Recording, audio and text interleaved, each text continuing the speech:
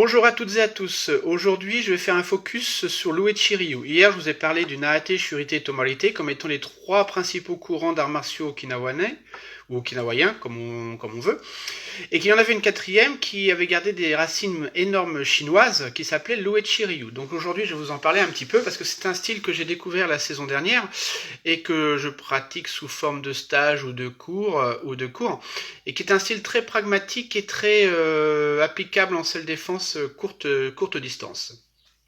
Donc Uechi Ryu, Uechi c'est tout simplement un nom familial. Donc c'est un style qui a réussi à garder une trace familiale depuis son fondateur, même si au niveau international, même au niveau de Kinawa, il y a eu des dissidents lors de la mort des différents sensei, et donc différents groupes qui se sont créés en changeant de nom, en changeant pas de nom, mais toujours est-il qu'il y a une filiation de père à fils, à petit-fils, à arrière-petit-fils. Voilà, on en est à l'arrière-petit-fils. Donc, c'est un style qui a été qui a été ramené de Chine par Kambun Uechi. Alors, Kambun Uechi était né en 1877, et à cette époque, il y avait la circonscription japonaise, parce que Okinawa avait été happé par le Japon continental, et il fallait des jeunes gens pour l'armée impériale. Donc pour fuir ça à l'aube de ses 20 ans, il fuit en Chine.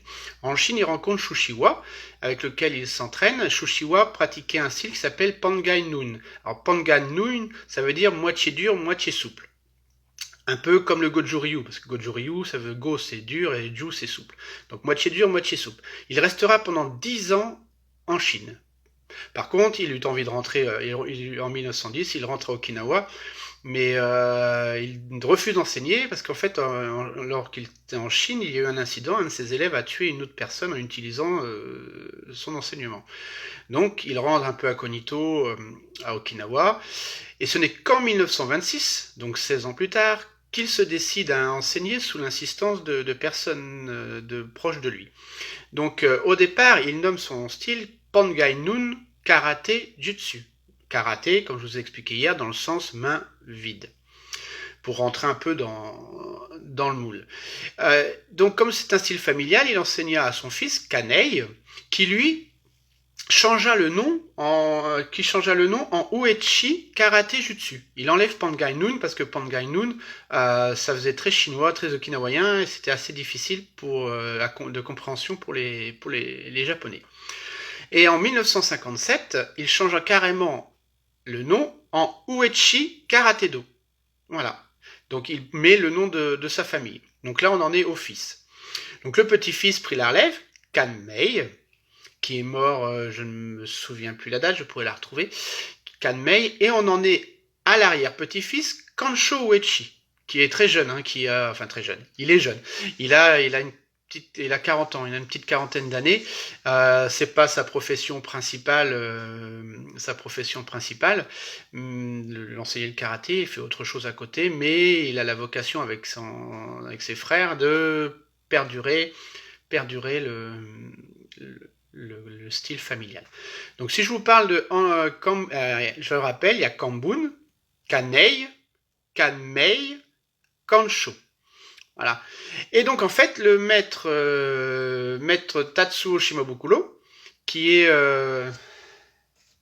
pardon, excusez-moi, Yukinobu Shimabukuro, qui est le représentant en France du style familial.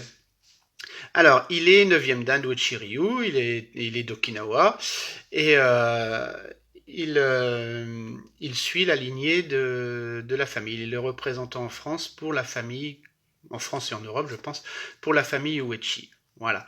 Donc, Yukinobu Shimabukuro. Voilà. Donc voilà quelques points historiques sur l'Uechi. Alors d'un point de vue technique, c'est un style qui se travaille énormément avec les mains ouvertes. D'accord. C'est un peu un style, comment dire, on travaille style un peu le style de la grue blanche en fait. Hein. On vient beaucoup travailler un style de la grue blanche chinois. On vient travailler avec les mains ouvertes, d'accord, sur toutes ces formes, Donc je vous ferai une petite vidéo si ça vous intéresse sur certaines techniques d'Uechi, et donc voilà, nous suivons cette lignée de la famille Uechi à travers Sensei Shimabukuro. et aussi Didier Laureau qui est mon référent, on va dire, hein, qui est mon référent. Sachant que Kinjo Takashi, le sensei de Kobudo, fait aussi de l'uechi à sa façon, qui est aussi intéressante, que j'ai découvert en stage quand il a fait son stage Kobudo la dernière fois.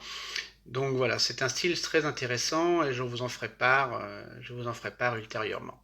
Voilà, j'espère que j'ai pas été trop confus, hein. C'était juste pour, voilà, vous voyez un peu l'évolution du style familial. C'est un style familial, et même s'il existe des dissidences, et un style très, très intéressant. Donc vous pouvez regarder sur YouTube, hein, Luechi Ryu.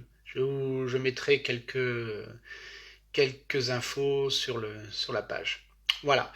En tout cas, merci, et puis portez-vous bien, et à demain.